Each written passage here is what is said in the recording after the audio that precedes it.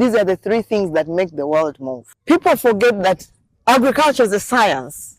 Hello, welcome to Success Theory. I'm your host, Dorothy Kamarunga. Welcome to this episode. We are having the second episode or part 2 of the 1 Acre Model Farm by Dr. Emma Naluyima. Today, she takes us through how she transitioned from a farm, and due to so many inquiries about where can people get this information, where can people manage farms, where can people learn farming skills, she decided that she had to open a school. And today we are visiting the school and seeing how the children here have transformed their lives through learning mathematics, science, and technology. They are based on innovation and so many other values that Dr. Emma will be taking us through. And be sure to stay tuned for more information about agribusiness. If you want to know more about agriculture, agribusiness, or source seedlings, get farmers that can give you the best consultation. If you're out there, you're in the diaspora, in Uganda, across Africa and the globe, we invite you to subscribe because you enjoyed our last episode. Over 54,000 of you watched that episode, but few of you subscribed. So if you are inspired, you are made to believe in yourself, you are made to lead with purpose, be sure to hit that subscribe button, comment, leave your comment, share to someone who likes this kind of information, agribusiness, farming, and innovative smart farming. And I'll be sure to catch you on this channel.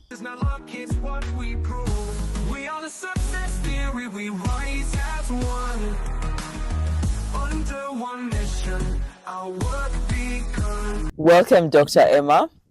Please tell us about yourself and reintroduce yourself. Of course, I know many people know you out there, but for those who are seeing you for the first time.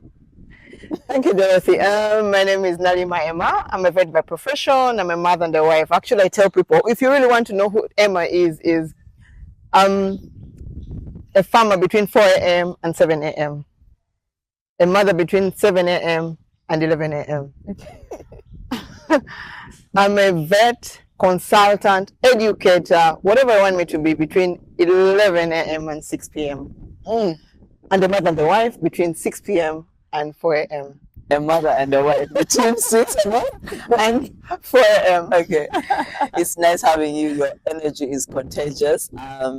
Really, full of light. And, we've been here before. We did the farm, and we understand that where we are now at the school, it was birthed because of the farm, right? So what exactly broke your heart so much that you felt like you don't have to complain, but you have to create something totally different? Now, there could be about 2-3 things. One, so I used to get interns or people who come to visit the farm, and you think they actually should be knowing so much about agriculture.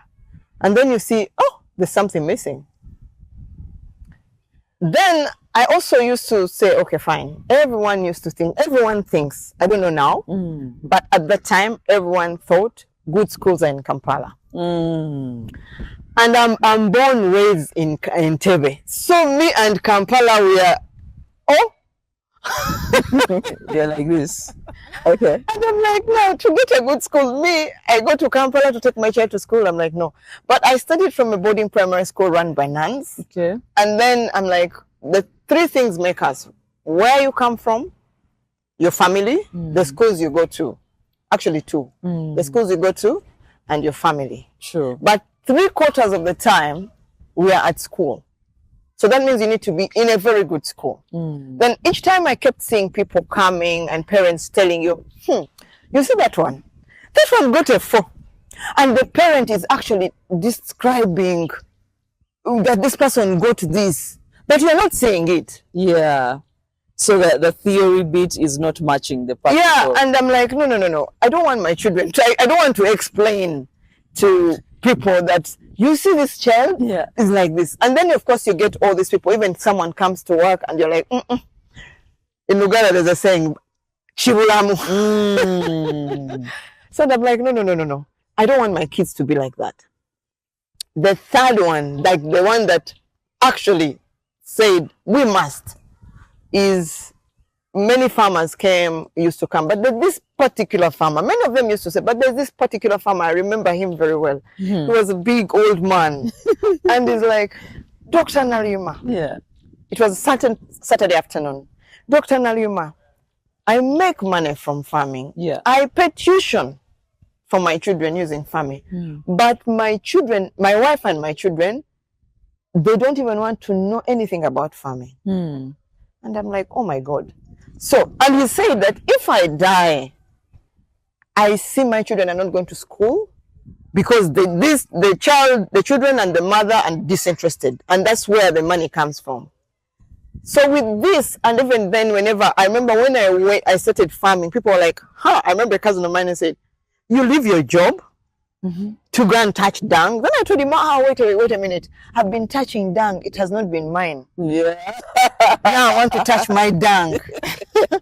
Okay. So now, after all this, So even on the job, you were touching down. yes, I'm a vet by Touching it for profession. someone else. Yeah, I'm a vet by profession. Yeah. So you are, at that time I was in a government organization, so it was cow dung or animals for the farm. I mean, for the government organization. Yeah. So there were so many things that were coupled with that, and everyone thought that farming is for the people who have not gone to school. And I'm like, okay, fine. No, I've gone to school. I can do it better. And the fact that we had become successful, we had seen it all. We had become like best farmer 2014, and we had made it. Like the only way. And another thing is that everyone used to come and say, can you come to my farm? Can you come to? That means if I'm to go to this person's farm, then my farm won't be attended to. Yeah. Then I'm like, the best way to clone myself was to make a school Yeah. that has a bias to agriculture, such that we make people learn, we make the children love agriculture, we make the parents love agriculture. And because the backbone of our nation is agriculture, but we needed people to understand that. So we are not training farmers. Listen to me carefully. Okay. We are not training farmers that, oh, when you come from MSc, you must be a farmer. No. Okay. But we are saying, if you understand this is your backbone, then if you've understood it better, you're going to be a better person. And the school is called Math, Science, and Technology. Why? These are the three things that make the world move. And another reason is because people forget that agriculture is a science. So the fact that we had become successful in agriculture, it's a science. So whatever we do is scientific. The only way for us to do all these things is to start teaching the young ones. Catholics say, give me a child before they are 10 and they will die Catholics. So if we touch these young children and they understand the gist, they understand the mathematics, they understand the science, they understand the technology, then they are going to be better people. They're going to be better people. That makes sense. Yeah. Because they normally say that a child's brain is normally shaped between 0 to 7. So once you do your best between that age, then you're getting it right. Yeah. So it really makes a lot of sense, and it's amazing. When people first saw that you were combining agriculture in primary school to young children, they think you're crazy. Very crazy. I know, okay? They thought you're crazy. And what did you see that they could not see clearly? So people thought, I remember someone told me, as we were building, even when we were just building, oh, so you're going to make a vocational school? I'm like, no, not a vocational school. But you're in agriculture, you'd make much more sense. I'm like, no. Then like, who is going to give their children? To you. To agriculture. No. And I'm like, no, it's not about that. We want them to understand science. We want them to understand, because all these things. So we have people say, you see, I'm not a scientist, I'm not a mathematician. We are all born naked. It is the exposure. Yeah. So to me, I was seeing the exposure, and I was looking at myself that all the things I've done or I've learned, I learned them at a tender age. I'm what I am because of the schools I went to, because of my family. So I'm like, it could be better. It could be better. And that was the most important thing. And we selfishly, I keep saying this, we selfishly, because every parent wants the best for their children. True. So we selfishly built this school, knowing that at least we had 2 clients in our school. 2 clients. The twins, right? The twins. So we selfishly like, okay, even if people don't give us their So children. you were determined to literally teach only your children, only the twins in the No, school. I knew that even if people don't give us children, we have 2 clients. No, this is outrageous boldness. I swear to God. Like, so you were determined. Okay, let's say things went the other way. Of course, they would never. But you were determined to have only the twins to say, I'm going to homeschool my children this way. Yes, we were. And when we started, I prayed to God. We prayed to God with my husband, and I said, can we at least have 20 children? Why? Because you remember everyone keeps telling you, hey, who's going to give you their children? Then I remember even when we were building, we had many people to give us, what is it called? Like funding or finances to build the school. Investors. Yeah. Or like angel investors. Never. But then they're like, it's vocational. And I'm like, no, this is not, like deep down, this is not what we wanted. But they wanted to give because like everyone thinks it's a vocational school. And in my brain, I'm like, no. When people go for vocational school, at that time, now it is different. So at that time, whoever went to a vocational school believed they were failures. Yeah, I remember that. So, and then I'm like, so I cannot make a vocational school with that kind of mindset. With someone who is already thinking they're failures. True. Oh my God, that's true. Okay. Yeah, so we were like, no, let's start from bottom. These learners, so that they are confident, they feel like, oh yeah, they stand out. So that's what we wanted. And we prayed to God that at least if God gave us 20 children, and guess what? God was so nice. God was so faithful. He quadrupled them. He gave us our first students in MST were 78. No way.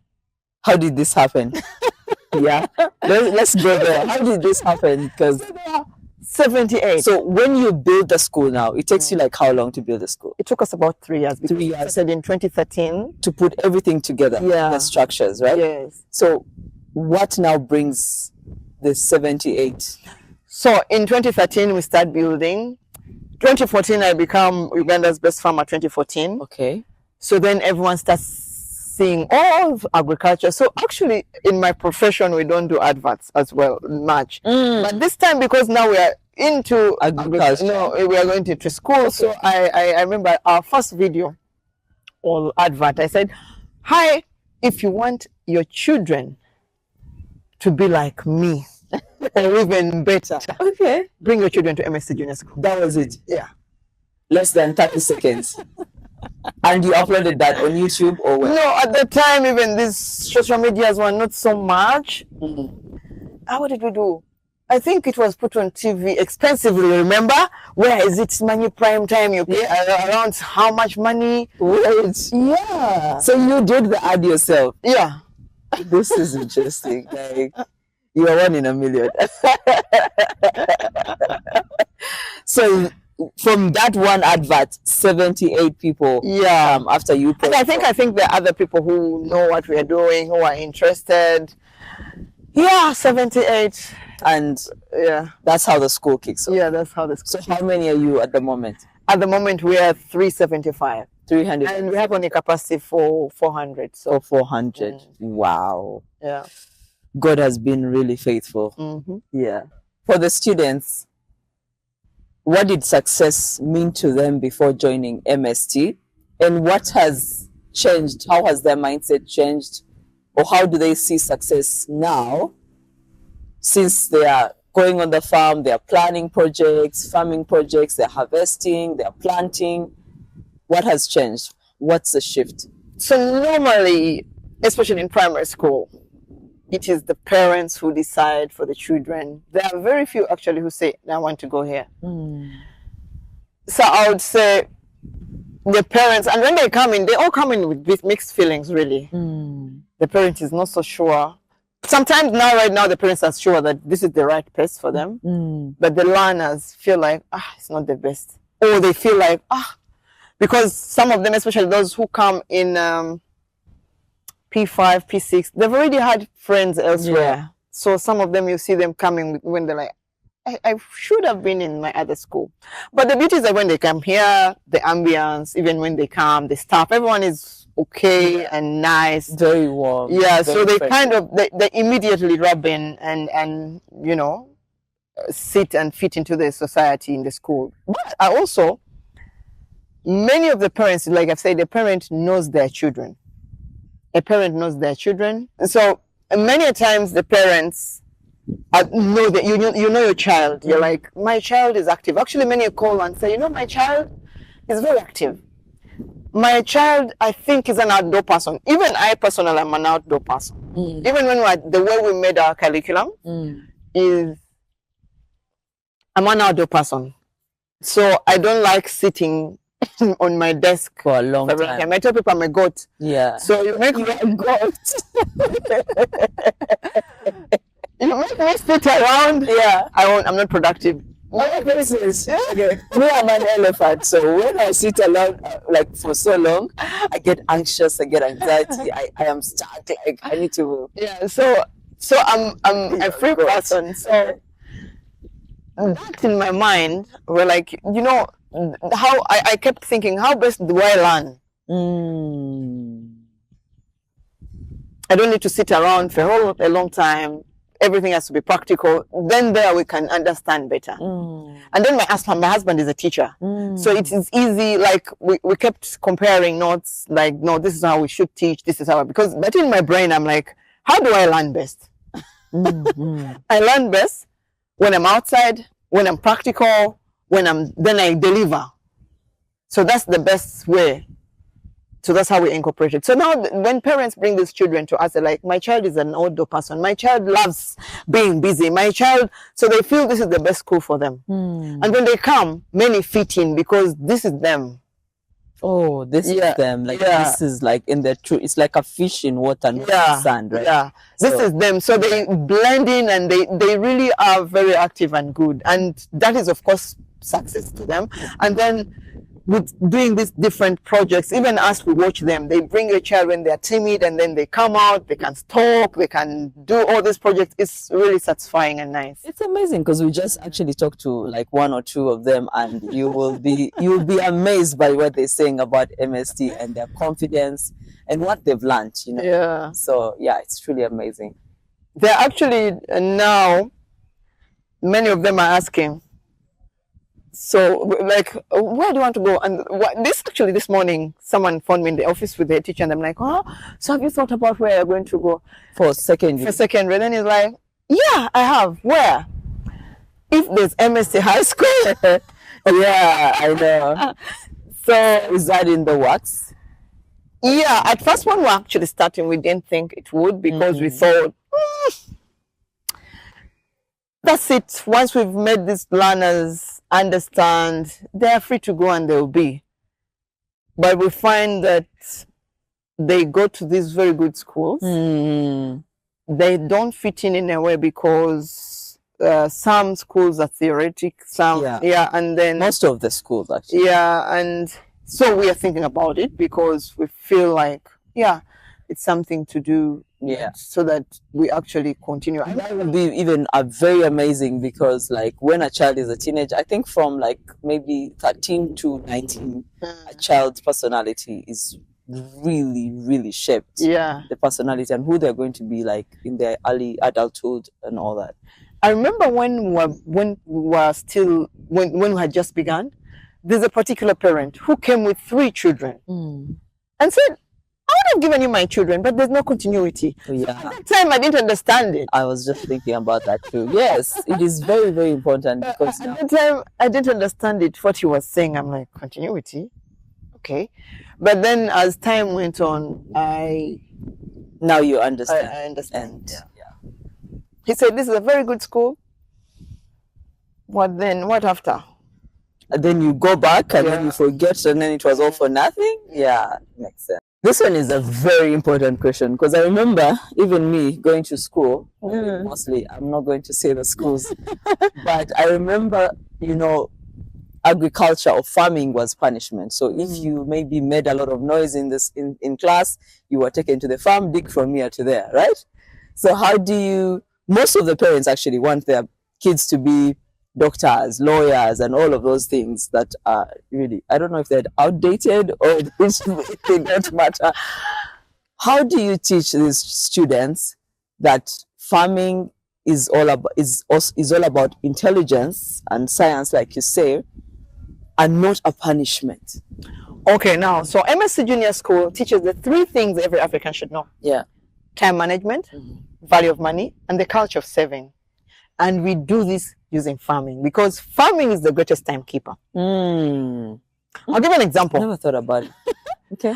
If a cow went on heat today, yeah, and you don't serve her today, if it went on heat in the morning and you don't serve her today in the evening, you've lost production for 18 to 21 days. Wow.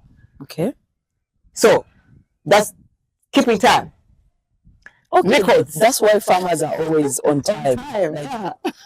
I remember like in the village, I've actually never thought about it like that, but in the morning we have to milk the cows by 5 a.m. Yeah. So if you milk like at 8, they're not going to give you. Because in their conditions, they're like, oh, I'm supposed to be milk at 6. So when you bring yourself at 7, they're like, hey, wait a minute, I'm done. And you're late. Yeah. That makes sense. I've never thought about it actually. Yeah. So time management, value of money, and the culture of saving. So these learners are told, okay, if you farm, if you grow this spinach, if you grow this, you get money. And when you get this money, that's value for money. And when you get it, we don't, because young children think because they are young, they're not, they don't need to pay for anything. So we're like, no, you must bank this money. Yeah. So for us at MST, every child in this school has a bank account. No way. Oh yeah. So I take back the time and come to this school because I'm really struggling. I didn't learn those things at the right time. So every child has a bank account. So when they harvest, take for example, they harvest their matoke. Because first of all, each child will have short-term, mid-term, and long-term projects. Okay. The short-term are the vegetables. The mid-term are things like chicken, rabbits. The long-term, every child has a banana plantation, especially from P3. So they plant this banana, and they will move with this banana until P7. They're harvesting matoke from there. That is their matoke. That's their money. So they bank. So we teach financial literacy. So these children naturally love. They actually look, my God, my matoke, my God. So, and it's up to you. If you don't look at it after it, well, because we weigh. A kilo of matoke is at 1,200. Depending on the market, we check the market. But right now, when there's no matoke, it's 1,200. Sometimes even it goes to 1,500. So if your bunch is 30 kilos, that's 45,000. Wow. Vis-a-vis a bunch which is 10. Which is 15,000. So how do you get market for them? The first client is the parent. So when the matoke is ready, we say your child's matoke is ready. First time parents, they will come for the matoke because they're like, oh my God. But now as time goes on, because they also, when the children go back, they also teach their parents to grow the matoke. So you find the child has matoke here, also at home. So the parents are like, So first client is the parent. Yeah. Second client is people like you. If you come, the community. Yeah. Third client is the school. Oh. The second client is the school. The third client is the community. So that way, the school buys the matoke.